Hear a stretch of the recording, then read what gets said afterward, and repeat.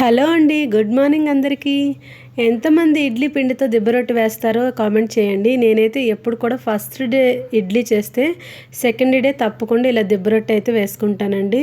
చాలా యమ్మీగా ఉంటుంది. దీనిలోకైతే ఇలా క్యారెట్, ఆనియన్స్, పచ్చిమిర్చి సన్నగా కట్ చేసి వేసుకుంటాను. పైన కాస్త జీలకర్ర కూడా వేస్తానండి. మా చిన్నోడికైతే దిబ్బ రొట్టె అంటే చాలా ఇష్టము. అయితే దీనికి కాంబినేషన్లో ఒక్కోసారి ఒక్కో చట్నీస్ చేస్తాను.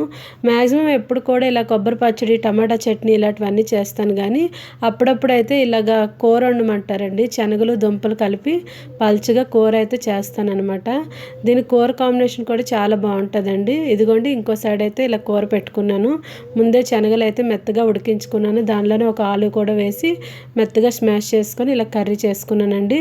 ఎంతమంది కాంబినేషన్ ఇష్టపడతారో కామెంట్ చేయండి. మా సైడ్ అయితే ఎక్కువగా ఇడ్లీకైనా దిబ్బ రొట్టెకైనా శనగల కర్రీ అయితే తప్పకుండా ఇస్తారండి బయట షాపుల్లో అయితే. అదేవిధంగా మేము కూడా చేసుకుంటాం.